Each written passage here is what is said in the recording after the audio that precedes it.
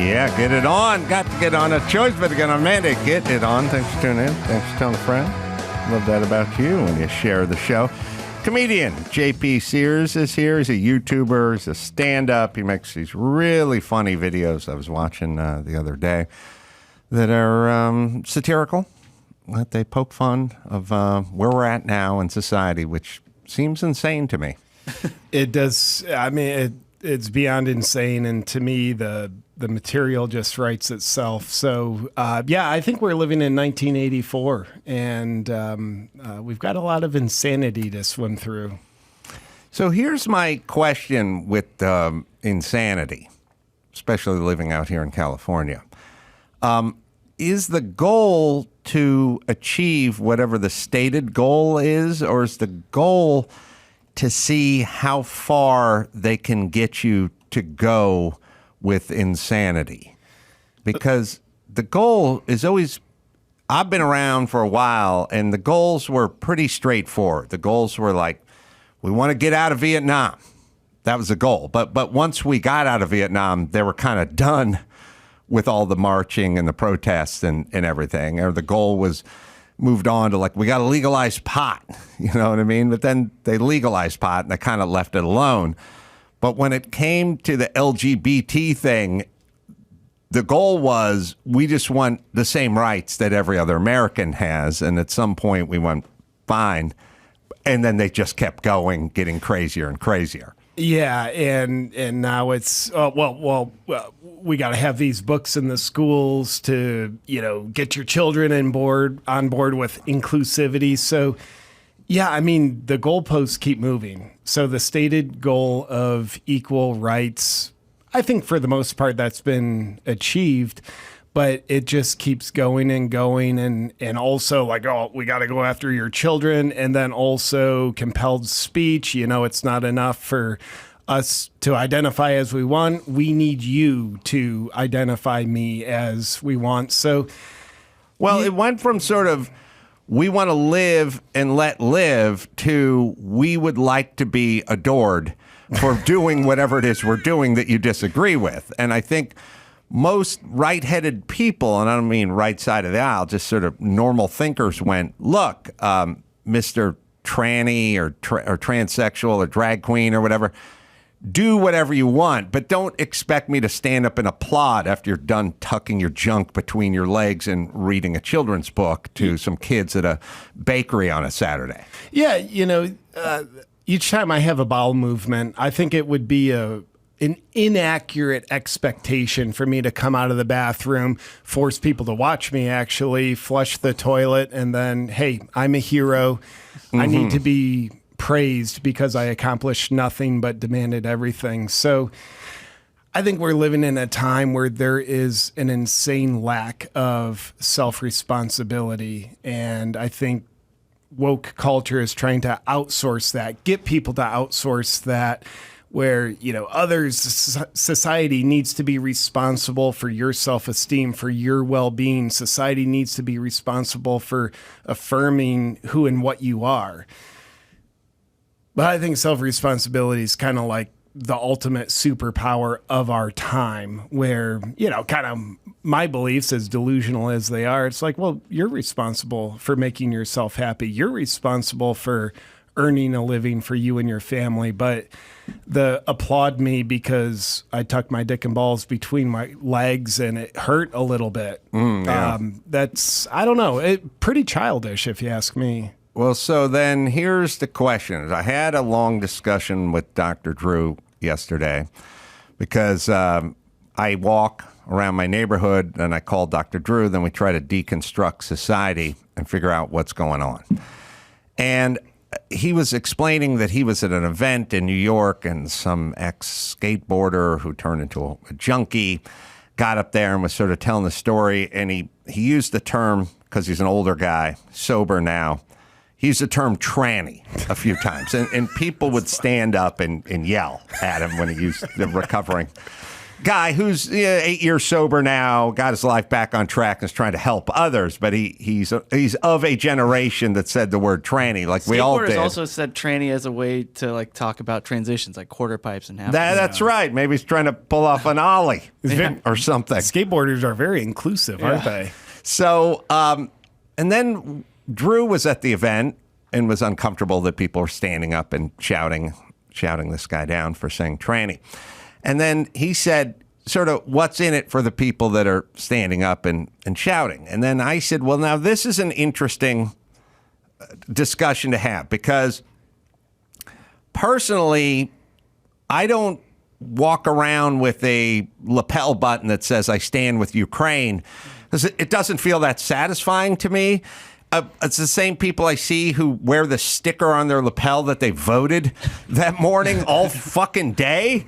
Like, you need everyone to recognize that you did something that 200 million people do every 4 years, like, or even you gave blood. Like, I don't need to it doesn't feel good to me. And then we started to kind of drill down, like, well, why wouldn't I stand up for Black Lives Matters? And my thing was like, because everyone stood up for Black Lives Matters. Who amongst us in Hollywood does not stand with Ukraine? And then why would I join a group? It'd be like me saying, I find Taylor Swift enjoyable. You know what I mean? Okay, you can then join the other 100 million people that just sold out SoFi Stadium as a group of people that enjoy Taylor Swift. It doesn't sound unique or interesting. So then we started getting back to this, what they call the participation trophy generation, which is wildly mislabeled. I played Pop Warner football first year, 1971, got a participation trophy. Also had fat guys in windbreakers and bike shorts screaming at me, not giving me water. And when I was down in the 3-point stance, kicking my hand out so I fell on my face. But I got a participation trophy. But the participation trophy didn't mean anything to me because it just meant you showed up. Whereas most valuable player, best defensive player, all that meant something. So I was saying to Dr. Drew, I've done things in my life and have a few trophies and won a few events, and I'm proud of those things. And it means something to me. But just standing with Ukraine or putting the black box on your Twitter box on the right date for Black Lives Matters, or joining the Million Woman March through L.A. who are marching for God the fuck knows what in 2021, or yelling at someone to put their mask up when they're walking down a horse trail. It doesn't feel good to me. It feels empty to me. Why does it feel good to people to join a mass? It's like saying, we did a 5K run, walk, jog, be pushed, and you completed it in 4 hours. Big fucking deal. Yeah. It just shouldn't feel like anything to you. Me correcting somebody, it's not Latino, it's Latinx. It just makes me feel like a douche, but it doesn't feel like it does anything for me. Why is it satisfying to people? Yeah, how I think that's a great inquiry that we need to consider. So my philosophy on that, and I'm actually I identify as a psychologist, so fucking listen up here. Yeah. I don't think it feels good to those people either. I think it makes them feel safe, and I think it temporarily quenches, probably with a dopamine hit, one of the greatest needs of human beings, which is the need to feel as though you belong. Mm-hmm. So I think they get a sense of belonging, even though that group will eat you up and spit you out in a heartbeat the minute you say the wrong thing. But I think what we really need is people need a sense of meaning. Yes, we also need to belong, but I think we need to get our sense of belonging based on something a little bit closer to love, rather than the tyranny of you better fucking agree with us or you're next, you bastard. So my guess is when you see those people standing up and like, well, F you for saying tranny, my guess is it doesn't feel good for them. And that's why, it's kind of impossible to satisfy yourself via a means that's inherently unsatisfying. When you behave like cancer, cancer cells of the body attacking other cells in the body. And here the body of humanity has cancer, cells in the human body attacking each other because it gives them the illusion of purpose. So nonetheless, I would be of the position, it doesn't actually feel good to them. It makes them feel safe, makes them feel as though they belong. But the truth is, I don't think they're actually belonging. No, I agree. I shouldn't have used the word good. It feels satisfying or important, or they're compelled to do it. Much like when you have a loose tooth and you keep flicking it with your tongue and it hurts a little bit. It doesn't feel good, but you just do it. Are your teeth falling out, Adam? I was thinking I had a dream about it. Did you? That's actually a fairly common reoccurring dream for people to have. Their teeth are falling out. Well, actually, the dream I had last night is I was doing a show with Hall & Oates. No kidding. Yeah. Music? Yeah, the Okay. group. Yeah. Although I don't have ability to create music, but I somehow had booked a show with Hall & Oates, and my dreams play are with so... anybody. I have the most pathetic dreams ever. I'm intrigued by this because I have a reoccurring dream about music I'll tell you about. But do you feel anxiety about like, hey, I'm here with Hall & Oates and I don't know how to play music? That is a semi-reoccurring dream. This one was we booked some venue, and I thought, and you've had this thought maybe as a comedian sometimes, you go, well, I don't really have to sell any tickets because Hall & Oates are going to sell all these tickets. And it was a small, almost like a small high school auditorium or something. And it turns out almost nobody showed up. It was very sporadic, sparse, I should say. It was a Christmas show.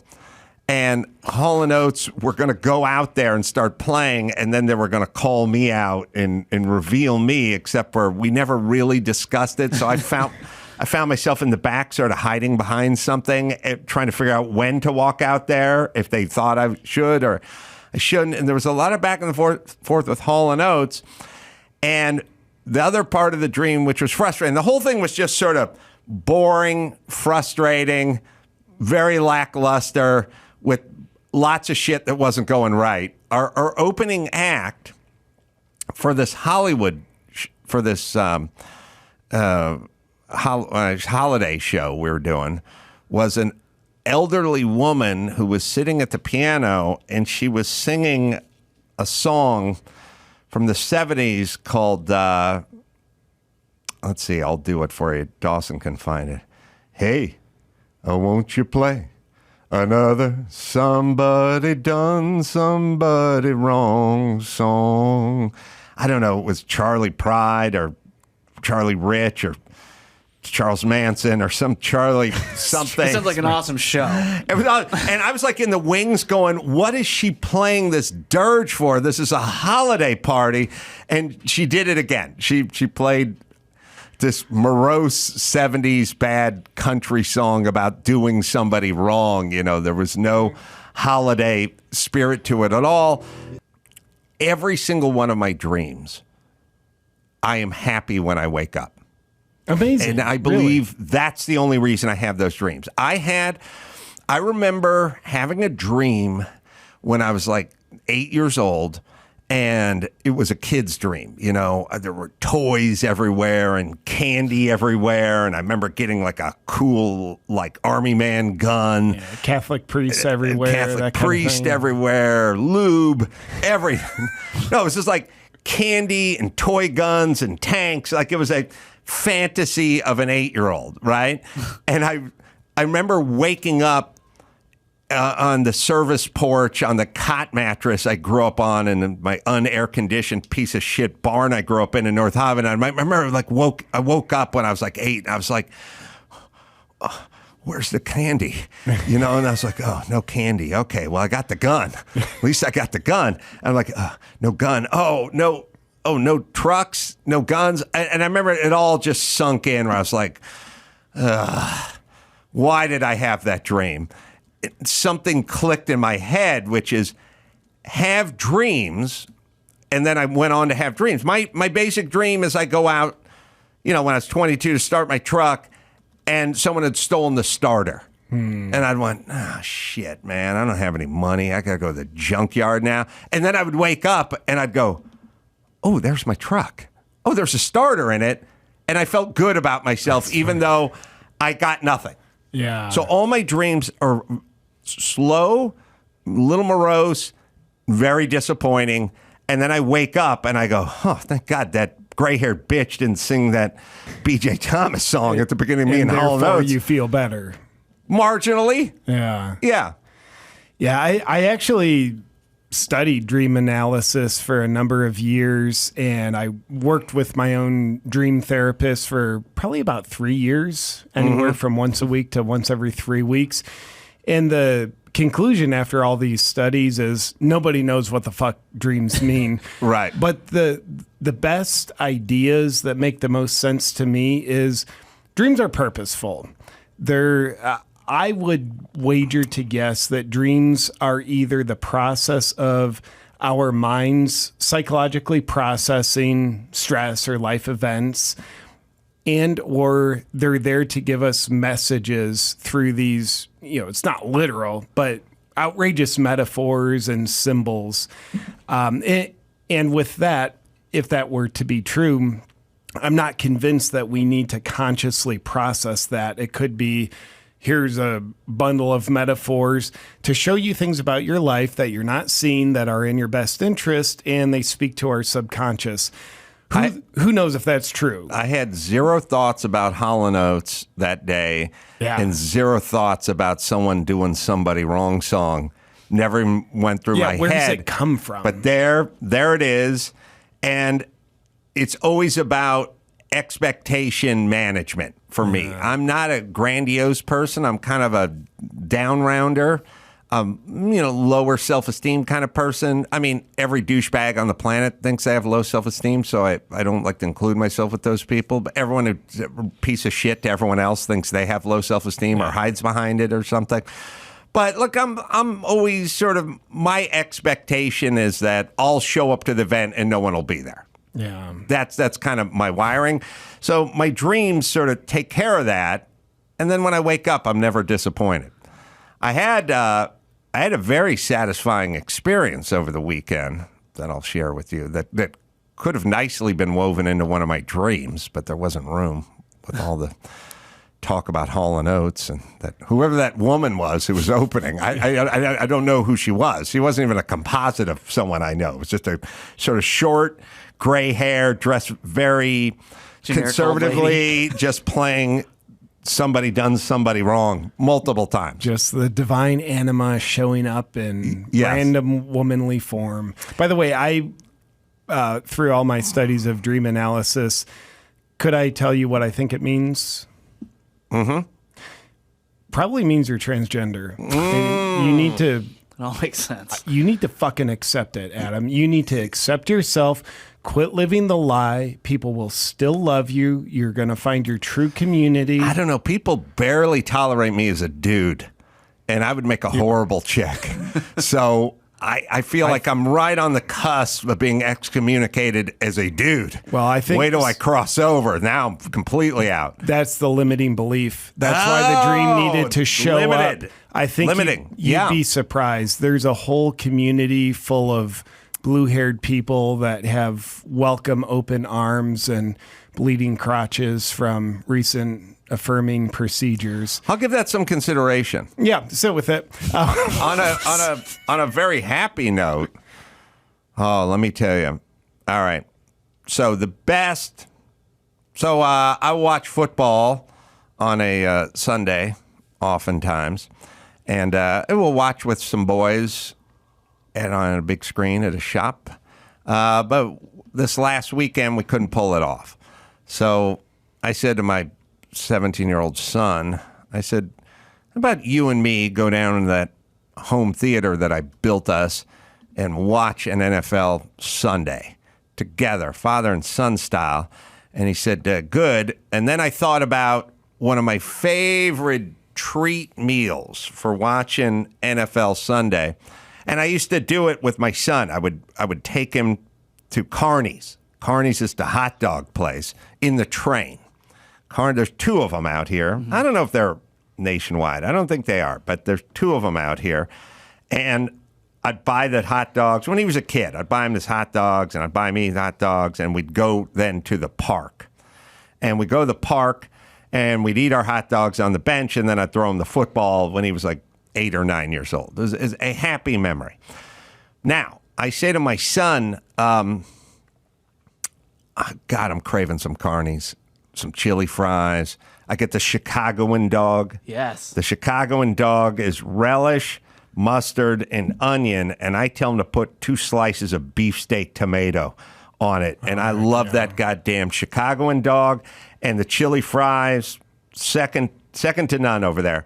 So I go, now, that's in Studio City, California, which is nowhere near where I live. I was just thinking, the travel time for a Travel Carney's time. dog.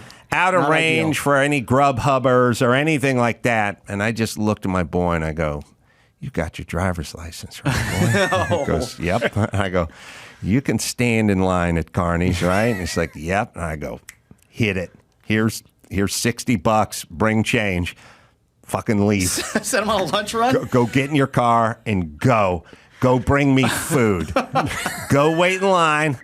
I'm going to give you my order on the phone, and you go leave. I mean, it took him an hour and a half. Later that night. Later that night. But I was like, and I just sat home, and I made myself a Bloody Mary, which Hell I yeah. never do. And I'm just like, I'm going to enjoy my Bloody Mary in my bathrobe on my goddamn sofa. Well, that kid is on a run to bring food to me. You started the story off That's- sounding like you're going to spend some nice quality No, time with no, your son. No. You're doing man shit. You got your indentured servant, your Yes. son.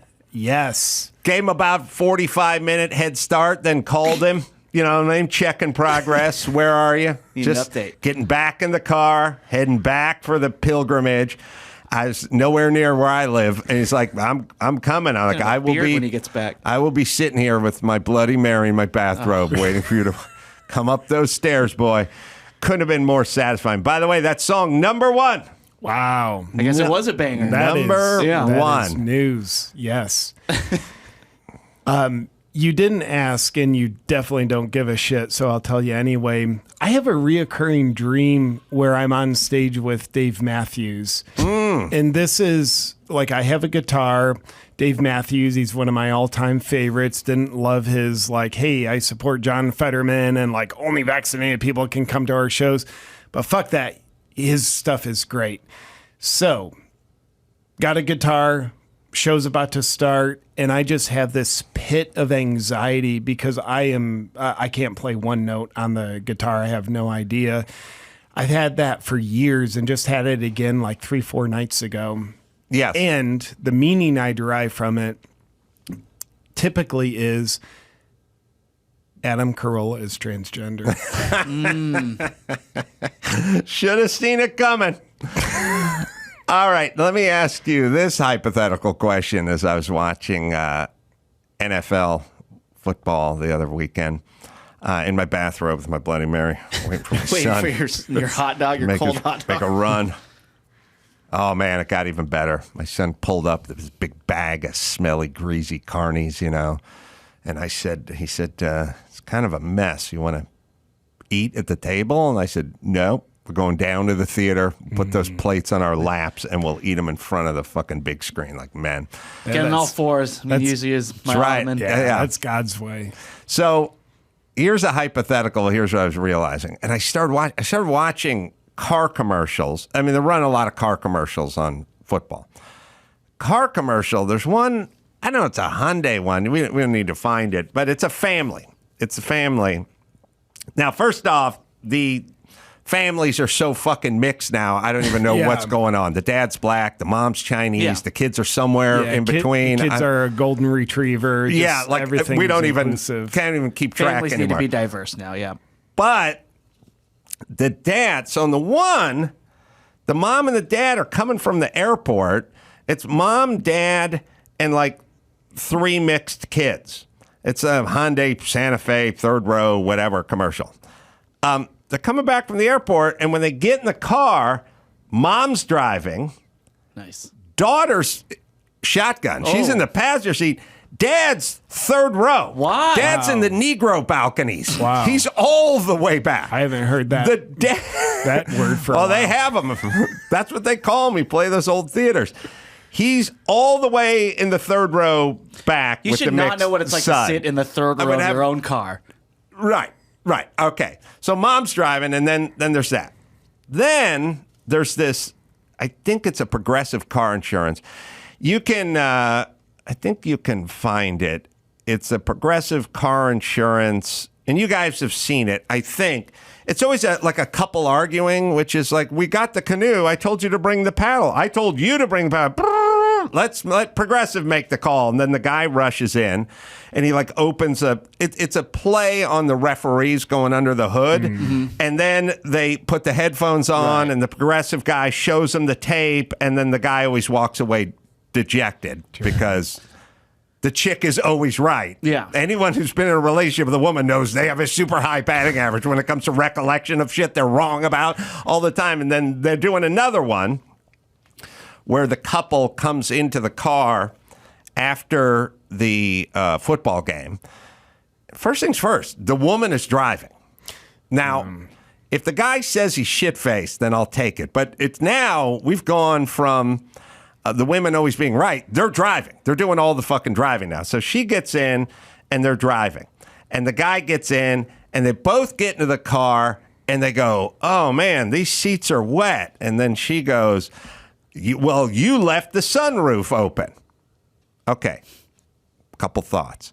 Then Progressive, she's going to throw the flag because he said, I didn't leave the sunroof open. You left the sunroof open. Progressive is going to make the call. First things first. How do we think this is going to turn out? Anybody? Anybody? Anybody? Is the bitch ever wrong? Are they ever wrong? And when you're doing a creative endeavor, it's not that creative to just know where this is going to end every single time. How about one every 7 times the guy gets to be right? But then the other thing is, hey, bitch, you're driving. You're in charge of the fucking sunroof. Yeah. When you pull into the stadium and you're driving, shutting that sunroof, that's on the guy. That's on the person skippering the mobile there. So that's on her. But it's like, of course to do, because and then I started working on the sort of hierarchy of like who's wrong. Women, always right. When it's a woman and a man. Heterosexual, yeah. Women's always right. Guy's a buffoon. He's going to be wrong. When they call the Progressive guy to come in and check the film, I was like, well, we all know what this is. All right, number one. Then there's another strata to it. Because if there's a white dude and a black dude, then the white dude's wrong. Yeah, This is so formulaic. There's actually a whole Twitter account now called "White Men Are Stupid in Commercials." Oh, wow. Right, but there's a hierarchy. But sometimes there's a black man and a black woman. In which case, the black woman then is right over the black man. We don't like to make the black man wrong, but if he's arguing with a white guy, then he'll be right, but not with a black woman. And if it's a black man and a white woman, who's That's above? tough. It is tough. Yeah. I would imagine if you want to go woke, the black guy would have to be right.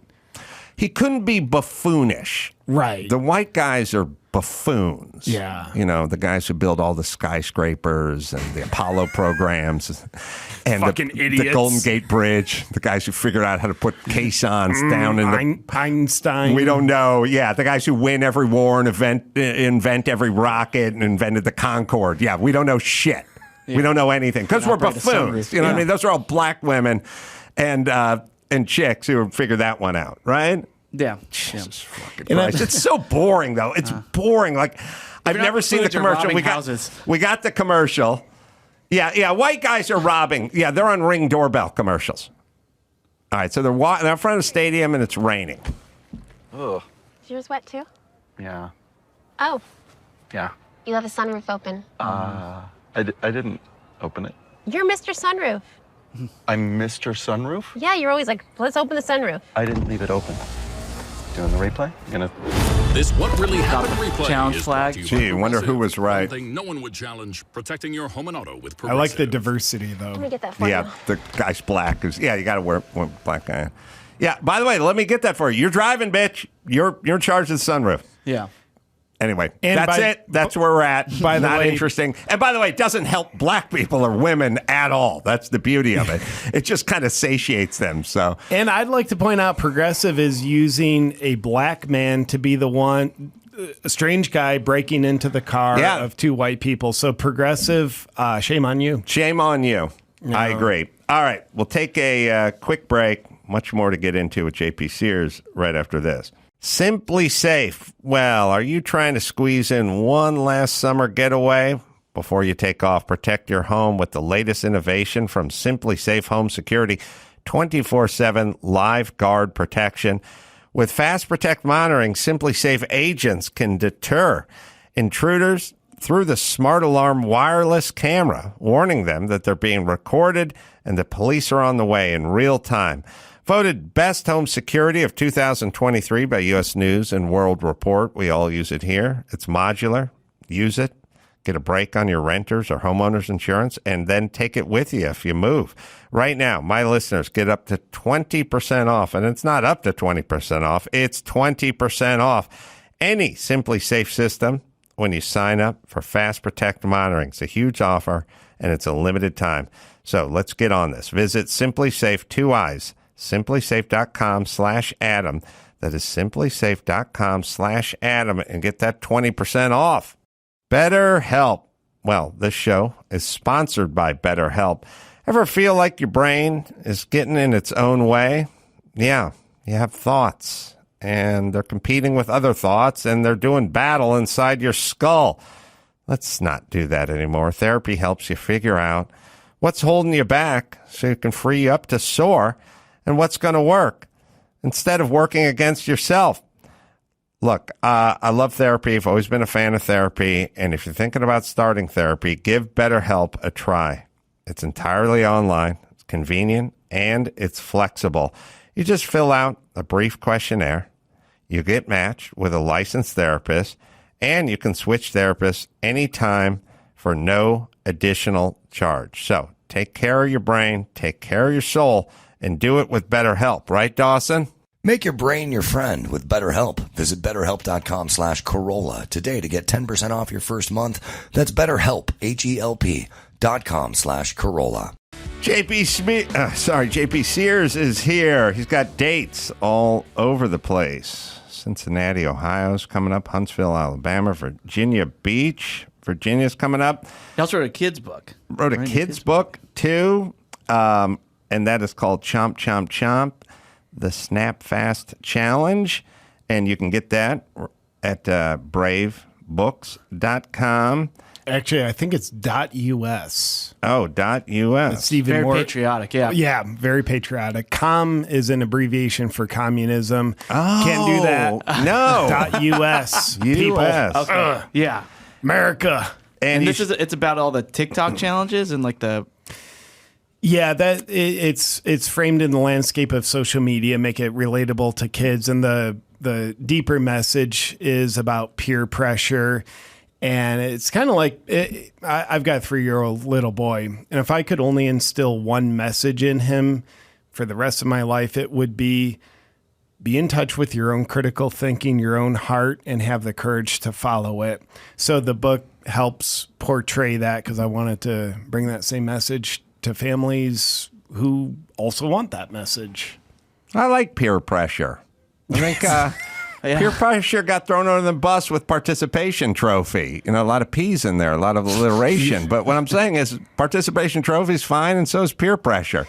It's a two-way street, peer pressure. Peer pressure can be like, smoke this marijuana cigarette and be cool, but could also be, I'm going off to a fucking good college, and so are these other friends, and you're fucking hanging around at a JUCO being a loser. Yeah. The peer pressure is, it's a two-way street. Oh, for sure. Who are your peers? And, you know, the old saying we've heard a million times, you are the average of the 5 people that you spend the most time with. So if you've got great peers, peer pressure can be great. Obviously, it up-levels you. You see friends doing amazing things that hopefully can inspire you.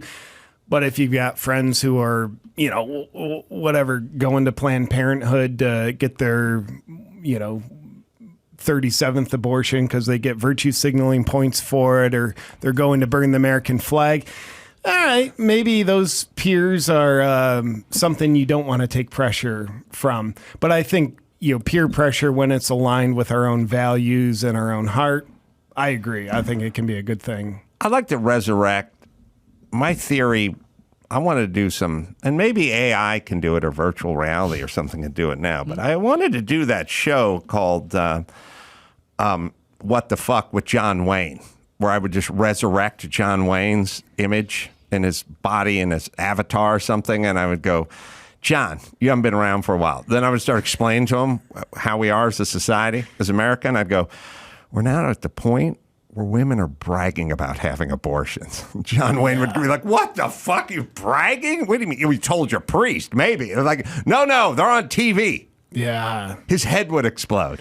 And man, I think about that all the time. My grandfather, on my dad's side, he died, 15 years ago. And I just think, how tripped out would he be to resurrect now, or he was in a coma, and you fill him in like, yeah, Grandpa, the number one female swimmer in the country is a man. Yeah. Women are bragging about abortions, and we're using racist tactics to combat racism.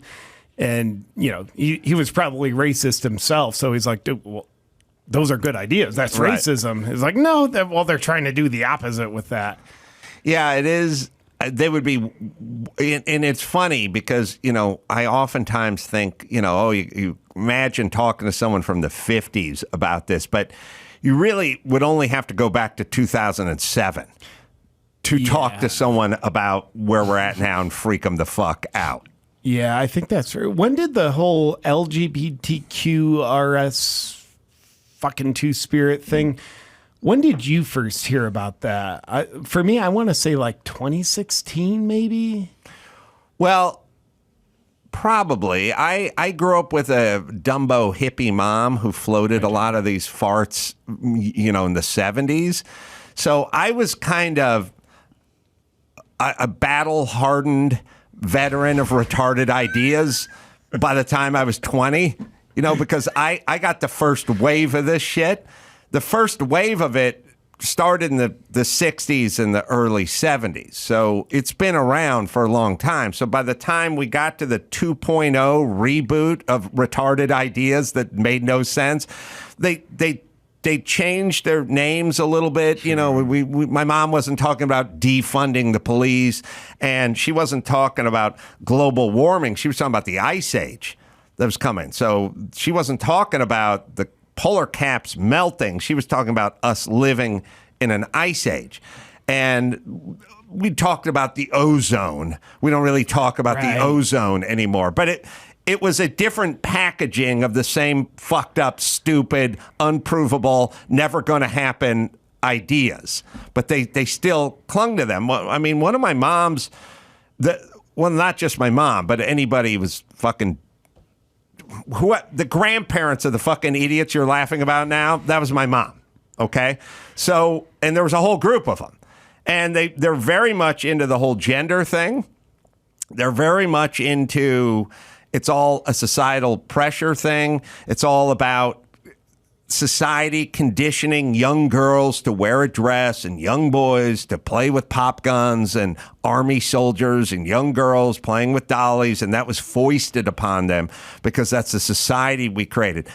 Same non-logical, semi-retarded ideas, but it's packaged differently now. Yeah, it is, isn't it? Like, I think one of the earlier ones that I can think of is you can't call midgets midgets. They're little people. And that was, I think this same pattern of something is true. It has a word with an objective meaning, but you can't say that word. So we have to create a new term, little people, which means the same fucking thing. And also in 2 years, little people will realize, oh, that's a midget. So then you got to create a third term. Yeah, well, I'll tell you why we have to do that. And yes, you can't break it down logically, little person, which is much more demeaning than whatever title you would have. Because you would say, about somebody who you worked with who was very petty, such a little man. He could be 6'3", but he's such a little man. He's a little, I'll crush you, little man. Like It's almost like the virtue signaling language doesn't work. Well, it's oftentimes more demeaning. Like Right. server feels worse than waiter or waitress because 100%. server is like real close to servant. Yeah. But Go clean the bottom of my fucking toilet lid. right. Give me a hot dog Right. at Carney's. Yeah.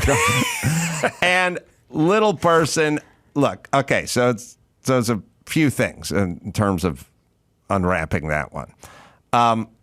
The idea, and so you have to know the big picture with the LGBT2 spirit, whatever, or the little person, or here's what you can say or what you can't say. I mean, the most insane one to me, and then I'll underscore what I'm getting at here, is you cannot say colored person, but you can say person of color, which Yeah. Like the same syllables. I've said on stage. It's like saying you can't say you're a Raiders fan, but you can't say you're a fan of the Raiders. It's the exact same thing. It is. It makes no sense. Now you go, why? Well, what's with all the rules? What's with all the rules? The rules aren't there because they care about black people or dwarfs. The rules are there to fuck you up, to trip you up, and to correct you. And this is part of academia. And this is another thing I learned because I got a front row seat to this because I had a hippie mom who was perfect. She was like the poster child. Never worked a day in her life, took welfare and food stamps, never contributed financially to anybody, and then would sit around talking about rich people not paying their fair share. That's all she did was take shit from people, live in a free house, never pay into the system, and then complain about the people who were keeping the lights on not paying enough. Was your mom's name AOC? Yes, Was it? she was. It's a beautiful bartender, that lady. She's a great bartender. And so I got to see that with my mom. And then something I got to see with my grandmother, who was a sort of pseudo-intellectual, spent a little time in the Communist Party and hung out with academics. She loved academics. They have I'll tell you what I've learned. They have an unyielding love for all academics. You know, they would always go like, Emory Kenrick has an advanced degree from Stanford. And, you know, and it was always, they loved academics. And my grandmother loved correcting your language. She was a constant language corrector. If you said, one time I said solenoid, she told me it was solenoid. One time I said labia, she said like labia or something. I literally talking about labias with your grandmother. I got into an argument with her over clitoris versus clitoris. It's already weird. Fucking big At argument. the dinner table, right? Yeah. Well, that argument carried throughout the house because we had to get up and go find Grandpa's oversized font dictionary because he had same problem. And he popped it over, and she would say, her friend Gene Stern is a physician, and she says clitoris, and I would go, well, Dr. Drew's a physician. We need to defund the grammar police. Yeah, she once was explaining to me that it wasn't pronounced hors d'oeuvre, it was pronounced hors d'oeuvre. That's wrong, right? Okay, let me tell you what I would say to that bitch. I would go, look, I'm not saying you're wrong. I'm saying if everyone says hors d'oeuvre, then I'm not going to a fucking party and asking where the hors d'oeuvres are because then everyone will think I'm an asshole. So I'm just going to say clitoris and hors d'oeuvre at the same party. Yeah. And not too far apart. And that's the way I roll. But it was weird. And so what she would do is you would have like an argument with her, and then she would correct you on some mispronunciation you made. And then you would lose your train of thought with the argument, and you would assume a defensive posture now. Like, what'd I say? That's What'd a I good, say? Did I miss tactic of grandma, by the way. It's perfect. It's perfect. I believe there's a lot of that in the black community. Like, let's give our kids names no one can pronounce. And then when you're arguing with them, we can stop and talk about the pronunciation of their name. So there's a lot of that. So the left and academia want to control language, not really the outcomes or the numbers or what's going on. So they're constantly correcting. And before you know it, you're not really talking about the subject anymore. You're talking about the language that you're using in the process of the discussion, which they don't want to get to because they lose that argument. That makes sense. Classic diversion. It's kind of like, hey, there's this Ukraine bribery scandal with Biden, but look at these UFOs over here. Let's talk about this. Yes. By the way, well, no, you go, here's how it would work with if my grandma was alive. I'd go, Ukraine. Then she'd go, I stand with Ukraine. For some reason, all the leftists become warmongers now. Because I stand with fucking love war. Ukraine. And I'd go, you didn't hear about Biden's taking all that money out of Kiev? And she'd go, it's pronounced Kiev. And I'd go, I thought it was Kiev. No, it's Kiev. She said, I always heard the news people saying Kiev. Well, it's not. And now we're off Biden. Yeah. And we're on how to pronounce Kiev. Yeah. My wife does a similar pattern, not with language, but it fucking makes her win every argument. Right. Which, back to point you already made, not that I could ever win an argument. No, you left the sunroof open. Yeah, 100%. When you did that, it was my fault, babe. Sorry. Is it supposed to be clitoris?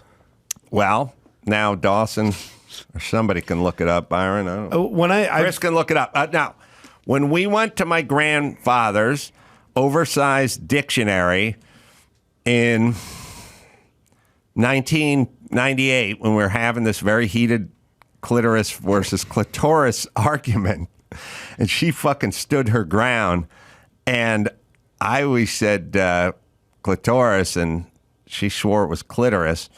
When we got to the dictionary in my grandfather's office and looked.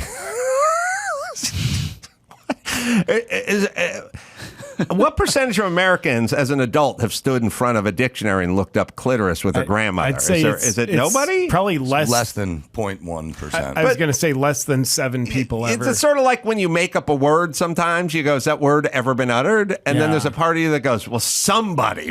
Like, there must be some scenario where somebody was looking up clitoris or clitoris with their grandmother, but Not often. It doesn't happen as often as you'd think. no. I've been saying clitoris ever since I think I was like 17. I said clitoris in front of friends, and they just roasted me for it. I'm like, well, that feels emotionally painful, so I guess it's clitoris. Which, by the way, Well, clitoris. Clitoris. Yeah, That's- so all right. it is clitoris, but clitoris is listed as an alternate we pronunciation. had the Clitoris. ultimate like Mexican standoff by the dictionary because I was like, clitoris, you know, and she's like, I'm swimming in clits now. I can't even figure out which one's right I just anymore. love your neighbors just hearing you guys yell at each other. She was like, it's clitoris. And it said, like, you can do it either way. You can pronounce it either way. And my grandma, like, folded her arms, was like, and stormed out of the room. You know? Say Dictionary's potato, I Yeah. say clitoris. Which That's right. Yeah, I think the clitoris is Clitoris. just a conspiracy theory. I've never been able to find the fucking thing. So Yeah, no, I'm I very don't even- skeptical of it. That was a whole secondary argument I had with Nana that just kept going. Nana, So- it's clitoris. But I realized she was kind of a lefty communist. She loved academia and she loved picking on words and correcting you. So now, fast forward, you have to think about the 30-year-old version of that bitch just picking on every. It's not the you can't say bi or you can't say tranny or you can't. Why do they have so many rules of telling you what to say? And why do they change so often? And then, as you brought up, what the fuck is the difference between a dwarf, a midget, and a little person? Yeah. Little person is not a step toward the light. So, obviously, they're up to something, and that something is control. And then when you hear them talk, they throw in little weird things. Like they say things like full stop. You know, they go like, I stand with Ukraine. Full stop. stop. It's like, you stopped. Wow. If you stop, like when you stop at a stoplight, you don't have to roll down the window and yell full stop. Yeah, I must declare that I We stopped. saw that you stopped. That's what periods are for. And then if they adapt little things. Like if you hear like, the press secretary of Jean-Claude Van Damme or whatever. Jean-Claude damn lesbian. She's up there, and they'll go, Peter Ducey will be from Fox. He'll say, like, oh, what about Joe Biden and Hunter and all their joint offshore accounts? And she'll go, I'm not going to address that from here. I don't know why you have to put from here. It's not later on over a beer. I'll fucking tell you everything you want to know. Implying, of course, I'll answer that question, but not right now. Not from here. Yeah. Not from here. Well, this is the only here there is, bitch. It's a press. You're the fucking dais, and they're in the crowd. You don't get together socially and get to ask off-the-record questions. But she'll say from here, and then he'll go, a lot of there's now emails and texts out there that suggest Hunter got a sports car and a diamond from the wife of Russia, and she'll go, I'm not going to get into that from here. Now, I'm not going to get into that means you're dodging the question. But if you button it up with from here, now somehow it's a tie. You know what I mean? I guarantee. Full stop. Not from here. She's using that very consciously as a deliberate manipulative tactic.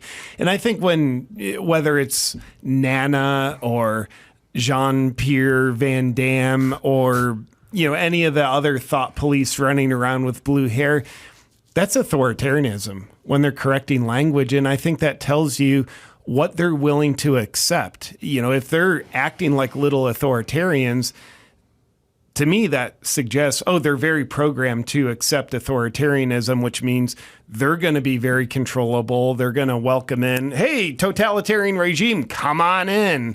I know you're here to protect us. Okay. And then they do their little authoritarianism shit. I agree. I think COVID was a wake-up call.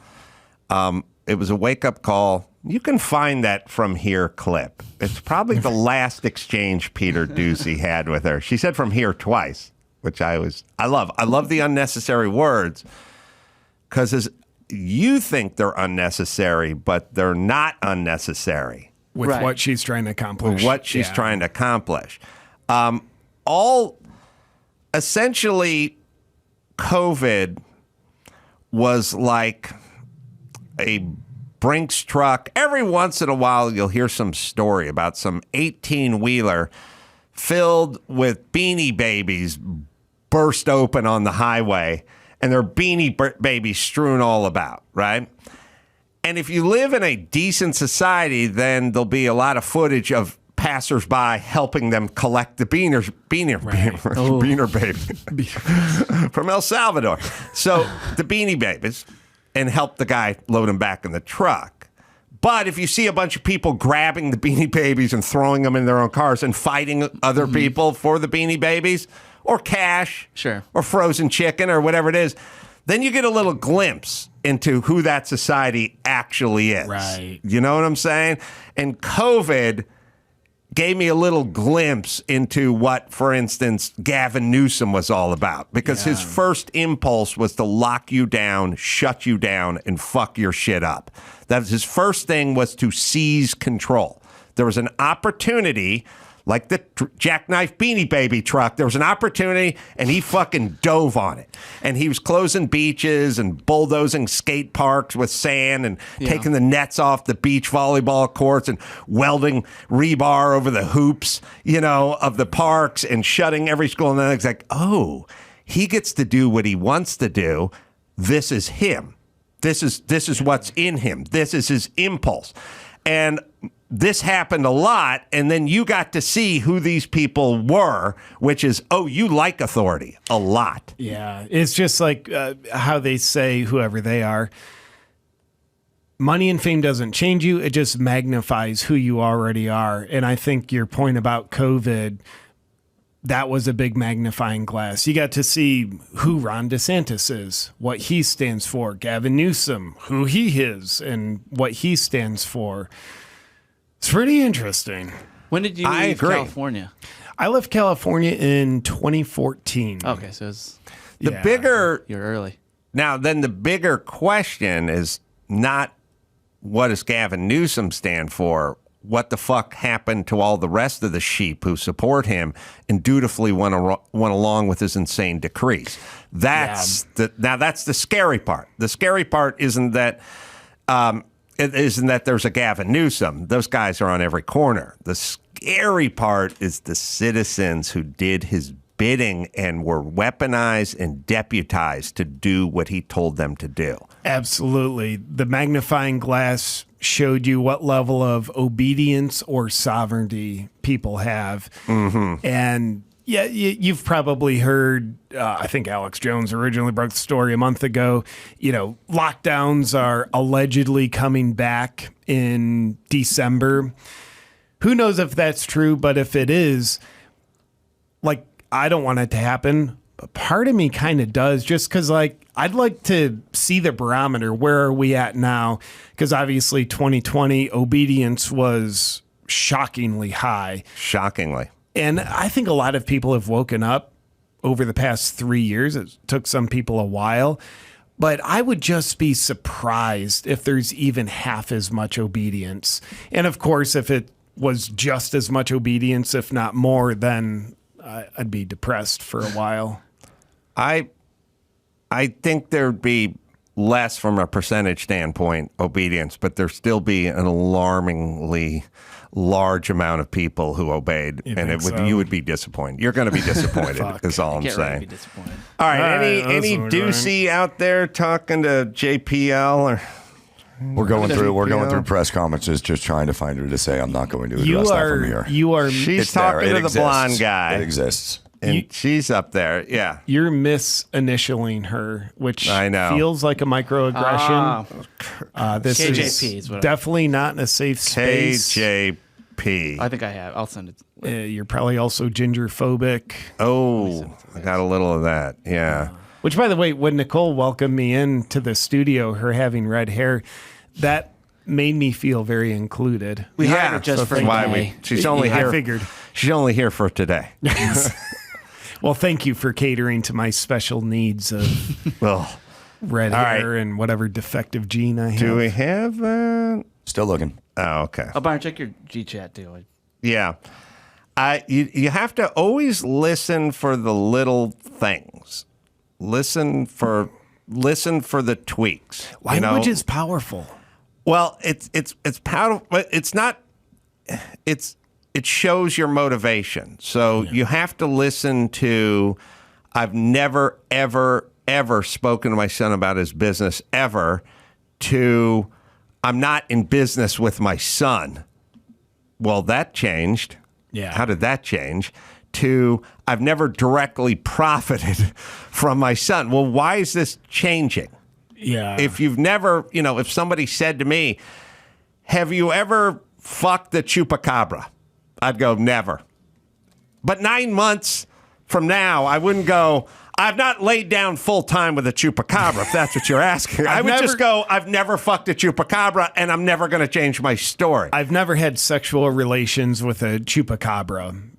Right. That wasn't consensual. Yeah. Right. Now, well, your story's changing now. And when the story starts being modified with just little bits and words, oh, maybe this is it. Then Well, we can. there's a few of them actually. Byron, check the last one I sent you too, but she says it a lot. That anybody in the country is talking about at this exact moment while we were in here is Trump. And they look here to find out what the White House thinks about it. And well, I think the American people should feel reassured that when there is an ongoing case like this one, that we're just not commenting. And so, does the lack of comment mean that you do not think anything happening in New York today is one of the top issues facing the country at the moment? That's your assessment. That's not my assessment. I'm just laying out the facts that we are just not going to comment on an ongoing case from here. And we've been very consistent. We've been very prudent, and we're going to stick there. What do you think runs through her mind and what she feels the second before Peter Ducey asks a question? I feel like you drank 4.5 beers and you lived really close to the Chili's and you're like, I'm fucking driving back, and you see rollers in your fucking rear view and you're like, You gotta be kidding me. I drank 4.5 beers. Like, I don't know if that means I'm getting arrested, but fuck. Yeah. Yes. Oh, we got one more. Oh, yeah, she says a lot. Okay. This testimony, since the last time that I was in here, Devin Archer talks about how he and Hunter Biden tried to profit off the Biden brand. What is the Biden brand? I'm not going to get into it from here. I'm not going to get into it from here. We're going to move on. Go ahead. All right. Well, that's what you want in a press secretary. Someone won't get in from here. But later, when they move to another outdoor location, or perhaps convene by the pool or the Rose Garden, a more carbon neutral place. We'll get into it. We'll get into it then, but not from here. No, not with you, reporter, and me, press secretary. Yeah. Not now. That's later. That's more of a their question. Not that's more of a like we're on a Southwest flight. And we've had a couple of drinks kind of question. Not from here. Yeah. Not from here. They're not going to do it from here. I'm curious, Adam, not to hijack your show, but thank you for being on. Pleasure to have you in studio. Sure. RFK Jr. just announced today he's running as an independent. Curious your thoughts on that whole thing. I like that guy. He's been in here before. He's a serious intellect. He's a serious man, a serious thinker. Comes with a little bit of baggage, but at this point, just someone who's a serious thinker, I'm down with. Yeah. All right. Sorry, out of time, JP Sears, but Chomp Chomp Chomp, the Snap Fast Challenge is the book. You can purchase it at bravebooks.us. U.S. Yeah. Not USA. Implied. Yeah, and live dates coming up all over the place in the YouTube channel, Awaken with JP, and JP Reacts as well. Follow this man. He's always funny. We'll take a quick break. Back with Garry Peterson, legendary drummer of the legendary band, the Guess Who, right after this. Microdose. Well, you probably heard about microdosing. All sorts of people are microdosing daily to feel healthier and to perform better. And our show today is sponsored by Microdose Gummies. Microdose Gummies deliver the perfect entry-level dose of THC to help you feel just right, just the right amount of good. Just a way to take in and enjoy the moment without feeling overwhelmed. Microdose is available nationwide. And to learn more about microdosing THC, go to microdose.com. Use the code ADAM to get free shipping and 30% off your first order. Links can be found in the show description, but let me give it to you again. That's microdose.com, code ADAM, and get yourself right. With microdose.com, use the code ADAM and get the free shipping and 30% off your first order. Well, good news. It's O Rewards Member Appreciation Month at O'Reilly Auto Parts. Get the most out of your membership. Shop, earn points, and get rewards sent right to your phone or email. If you're not an O Rewards member yet, sign up. It's quick and it's easy. You can do it online or in the store if you like. Just ask one of their professional parts people about joining O Rewards next time you visit, and you can start earning points on your first purchase. Sign up for both email and text and get even more out of your membership. And right now, members receive 2 times, 3 times, up to 8 times O Rewards points on select purchases. Those bonus points can help you get to your next reward even faster. You receive a $5 reward for every 150 O Rewards points, and you can use your reward on your next in-store or online purchase.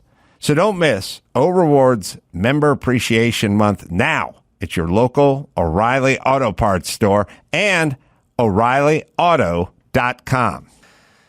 Well, now time to talk to a musician from one of my favorite all-time bands, Garry Peterson, drummer of the Guess Who.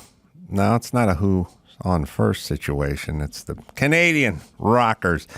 The Guess Who is on the Skype. Good to see you, Garry. It's an honor to be here with you, Adam. Wow.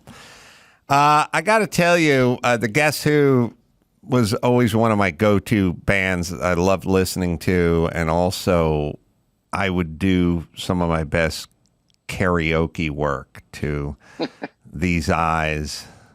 I don't think people, and people know American Woman, and they know all the Guess Who hits, and I'll list them in a moment. But I think a quietly unappreciated one was Undone.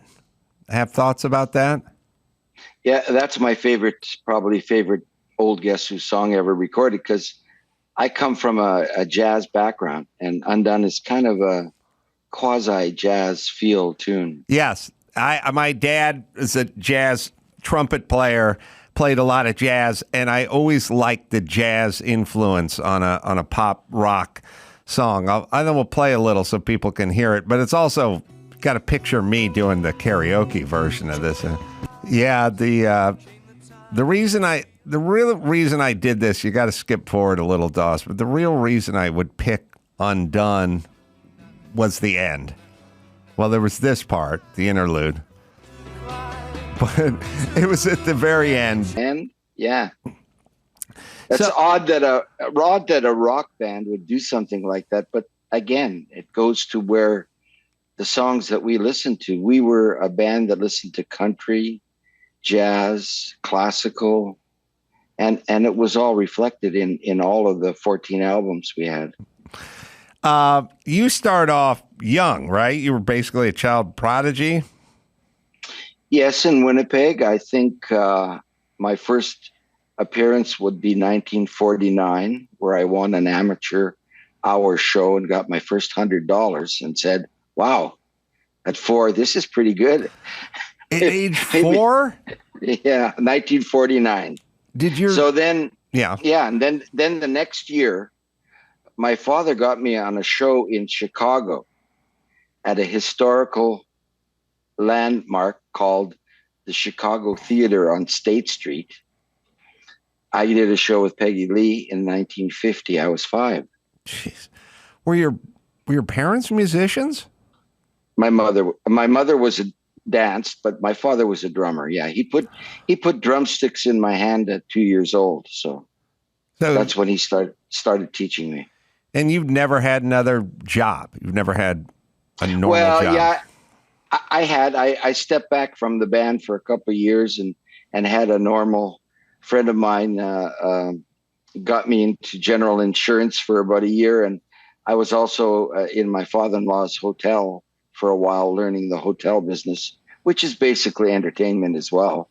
So, but really, I've been in this band almost 62 years now. By the way, there's live dates everywhere. It's going to be at the Golden Nugget in Las Vegas, and it's going to be all over the country. And you can go to theguesswho.com for tickets. So a little piece of history. I know, is the band sort of from Winnipeg, or is Burton Cummings from Winnipeg? Because I played the Burton Cummings Theater in Winnipeg. So that's I used to go to movies at that theater, Adam. Oh, really? Yeah. When I was 4 or 5 years old, that was a movie theater called, I think, the Odeon, it was called. And also Randy Bachman of BTO, Bachman Turner Overdrive fame, was one of the early members of the Guess Who as well, right? Yeah. Yeah, he was a guitar player. We're all from Winnipeg. The Guess Who was really an amalgamation of 2 bands. Randy Bachman and I were in one band, and Jim Cale and Chad Allen was in another band. And those 2 bands amalgamated, came together as the Guess Who, and Burton joined shortly after we had our first hit record in America, which was called Shakin' All Over. Oh, yeah. Yeah. And let's hear a little of These Eyes so people who are uninitiated can. When did you come on to Burton? When did you stumble on to Burton Cummings? And did you hear him when he was 19 and go, this guy's got crazy singing chops? He was 17 when he joined the band. Wow. Chad Allen sang Shakin' All Over, and he didn't want to go on the road. He wanted to be at home with his wife and go to college. So Burton was the lead singer of the next biggest band in Winnipeg, and so he was an obvious choice as Chad Allen's replacement.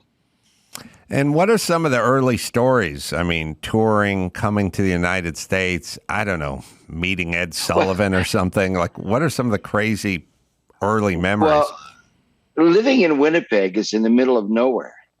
You have to drive 500. You have to drive 500 miles to a major city.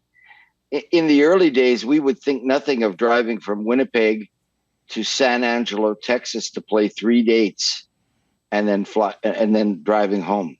So really, the early years of our band was all about being truckers on the road. Wow. Well, I mean, we had to go. We had to, in order to play.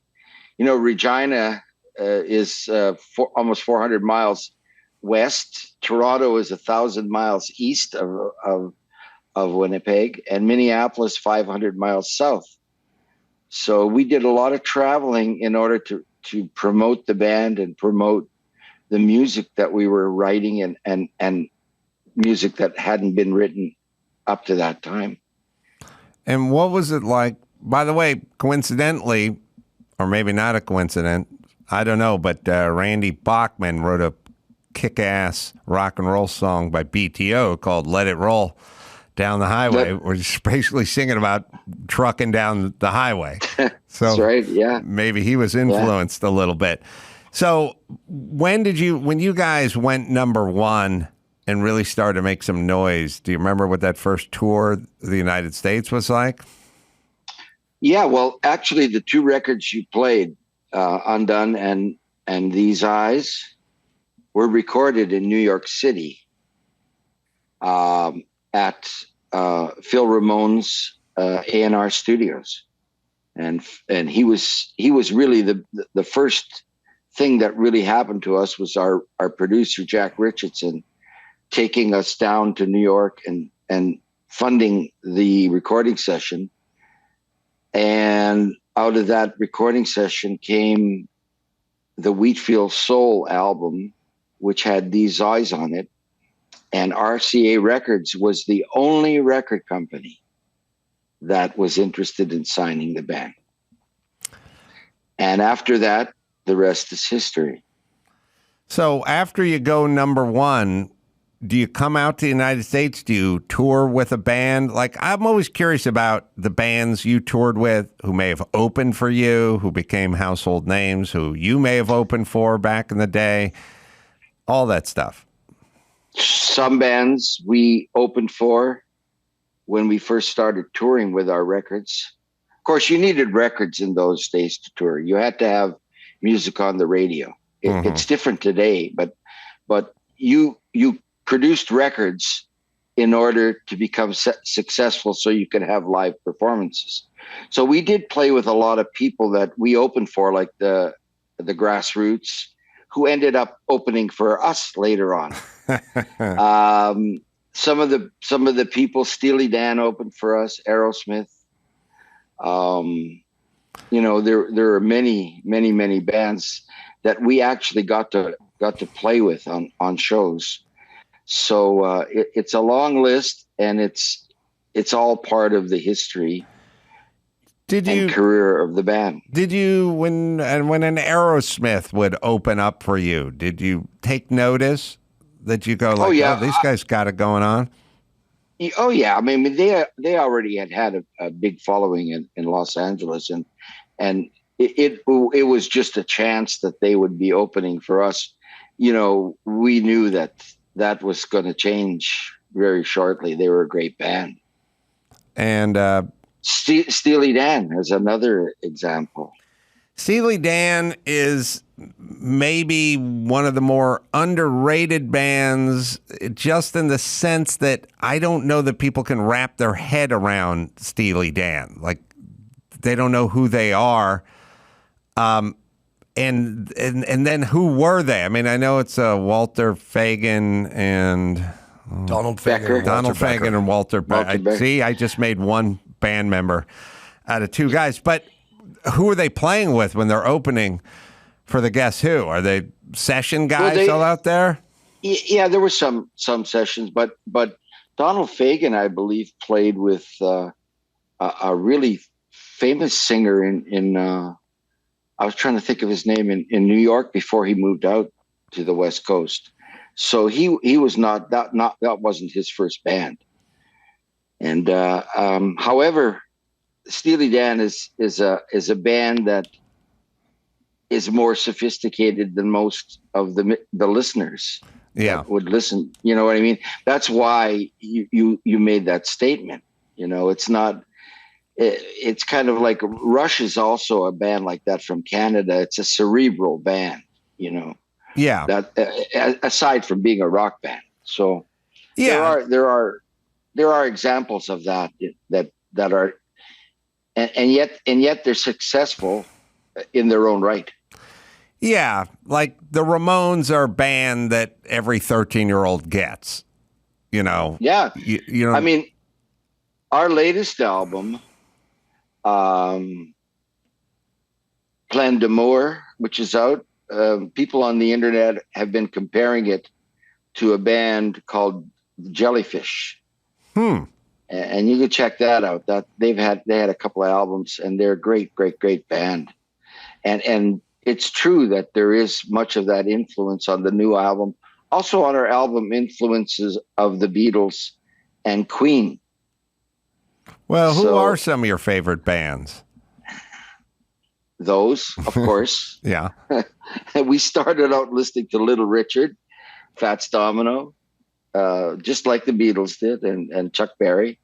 Of course, the Beatles and the Stones. I love the Jellyfish. I like AC/DC. I mean, and I listened to a lot of different kinds of music. I loved all the big bands, Woody Herman and Count Basie, and you know, this music is such a great art form that has so many different genres of it to be able to listen, and it all creates different feelings and different moods within you. So depends on what kind of mood I'm in, who I want to listen to. How was your drummer dad with the success of the Guess Who? And was he supportive? Was he jealous? Did you have more success than he had? My father came from the Depression. He wanted me to be a dentist. Mm-hmm. So we had a fight at the point when I was in university in pre-dental school, playing junior hockey and playing in the Guess Who. And he wanted me to be a professional, man. I said to him, look, are you an idiot? You put drumsticks in my hand at 2 years old. You put me on the stage at 4, and now you want me to be a dentist at 20. Not going to work. It's not going to work. So he got it. I mean, he got it. But I think parents that came from that Depression and World War II era wanted the best for their children, you know, and the best was to be a professional man, you know, not a laborer. My father was a machinist at Air Canada as well as being a musician. So he played at night and worked during the day, 5 or 6 nights a week. What was the biggest sort of moment for you in the band when you sort of realized you'd made it? Coming a legendary TV show, a legendary venue, maybe here in the United States. Well, I think maybe it's a show that we didn't get to play, which was the Ed Sullivan Show. And usually in our era, that if you played on that show, wow, you'd made it. That was it. The Stones were on there, the Beatles, Elvis. You know, that was the measuring stick of our era. So we did we flew or drove from Winnipeg to New York, and we did an audition for Bob Precht, who was Ed Sullivan's son-in-law, who was the producer of the show, just to see if we could be on the show. And by this time, I think we had These Eyes already was a hit, and Undone was a hit, and so was Laughing. And they rejected us. Wow. So that's kind of that's not the story you wanted to hear, but that's a story that's part of many artists' early careers and how they started. We desperately wanted to be on that show. And after seeing us and hearing us, I guess they didn't, whatever. They just said, well, no, we can't use you at this time. So they went on and continued, and we still continued to watch all the great acts on there, but we weren't going to be one of them. So how cool was it for you guys that Lenny Kravitz did American Woman? Oh, it was great. It was also monetarily very good because there was all of us wrote that song. It was a kind of basically a jam that we kept refining, playing it live before we recorded it. And so it was a great honor that he would take that song and kind of bring it forward almost to the hip hop, not quite, but more in that style of rhythm. And I thought he did a great job of it, considering it's a one chord. The chord never changes in American Woman. It's in E, and that's where it stays. So tough to take a song like that and redo it again, and because there's not many ways you could do it. And what Lenny did with the harmony and the down modulation and everything, it was great. I mean, he did a great job and great honor to us by doing that. It's so interesting that you guys have songs like American Woman and Undone, which are so incredibly diverse, complete. Two ends of the spectrum.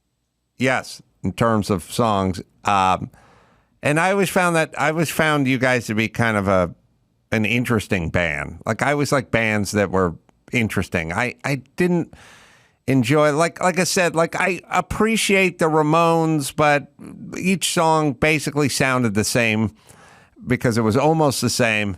And I get what they were doing, but I didn't find them interesting, and I find guys like you, and that's what I like about The Who. I find them to be an interesting band. There's more than one way to become successful, obviously, is what you're saying. But again, we were modeled. It's a little like the Beatles. If you take all the Beatles songs, they did a lot of different things, old skiffle sounds on their album from England. We loved them, and we wanted to be just like them, or the Stones. So coupled that with the fact that we were listening to all kinds of music and loved country, bluegrass, jazz, classical. It is how the band's players and writers wrote the songs. So that's why you got a song like These Eyes, which is a ballad. Undone is a quasi jazz tune. No Time is like a West Coast country rock almost. Mm-hmm. And American Woman is almost like a hard song. So those are just a few of the hits. Well, you've been very modest, because I keep asking you, when did you break big? Like, when did you know you landed? And you just tell me stories of rejection or opening for another band. Well, but I want to know when we got our first gold record at Sardi's restaurant in New York City, and I have the picture of that. I knew at that point. So and also I'm sitting looking at the picture of Dick Clark here, handing our another gold record to us on American Bandstand. I mean, those were the iconic, being on Wolfman Jack's Midnight Special, Don Kirshner's rock concert. We were on the stage of the Grand Ole Opry with Johnny Cash, with Marty Robbins, on a show from a place that was like, to us in Winnipeg, was like, this is like Mecca. The Grand Ole Opry, are you kidding me? Playing a rock tune here? It was, all of those things are what you're looking for as to what made us excited and what made us think, wow, have we really done this coming from Winnipeg? Yeah, like I said, I've been to Winnipeg in January, and it's cold, it's tough, and it's in the middle of nowhere. It's a very Yeah. But you haven't played hockey outside in Winnipeg in January like I did on an outside rink. I walked Oh, across man. across the street from the hotel to the Burton Cummings Theater. Did 90 minutes, got paid, turned around and walked back across the street again. So I got it. But it struck me. It's an interesting place because it just doesn't feel like a hub of creativity. Do you remember that hotel you stayed at? Yeah, I do. So that hotel was called, in my day, was called the Marlborough Hotel. Mm-hmm. And I played there as a child. Wow. So I played where you stayed. Yeah, I kind of have a vague memory of the Burton Cummings Theater was on kind of a sharp corner. It was like just right on the tri-corner. Tri-corner. Yeah, like a sharper angled corner, sort of out on a precipice a little bit. And the hotel was across the street. Yeah, and in my day, that was called the Odeon Theater, and I watched many, many movies there. Yeah, my takeaway from Winnipeg is when I walked in the hotel, one of the guys said, "You know who else is staying here?" And I said, "Nope." And he said, Samuel L. Jackson, I think. I said, "Well, what's he doing here?" He said, "He's filming a movie in Winnipeg." I said, "Oh, what's the movie about?" He said, "Well, it's supposed to take place in Chicago, but they're trading out Winnipeg for Chicago, I guess." And I said, "Okay." And that's when the life lesson kicked in, which is Hollywood yells at everybody to pay their fair share in taxes, but immediately hops on a plane and goes to Winnipeg to shoot a movie to save just a couple percentage points on taxes and tariffs and whatever Chicago would have charged them. They could have filmed it in Chicago, and Samuel L. Jackson probably would have been more comfortable in Chicago, but they left the country so they could save some money. But as soon as they're done, they're going to come back and start yelling at guys like me to pay my fair share. That's what I love about Hollywood. Follow the money. Follow the money. So every time. So for you're touring. You guys are filling up arenas and theaters all over the country. You got a new album out, which, like I said, or like you said, is called Plein D'Amour. But I want to spell it out for people so they understand it, because it's not phonetic at all. It's PLEIND''AMOUR.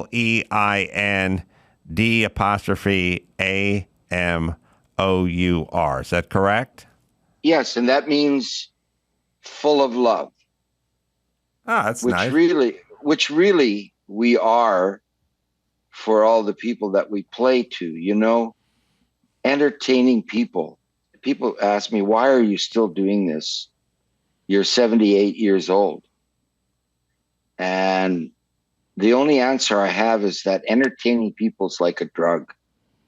It's like to see the emotions, the people that come to see a comic or a band or whatever, they have a personal connection, especially to music, because they've listened to your music for some people for 50 years. And of course, this is a new album, so they're just learning it. But it's great to play the songs for them and see what it means to them, because there are meanings.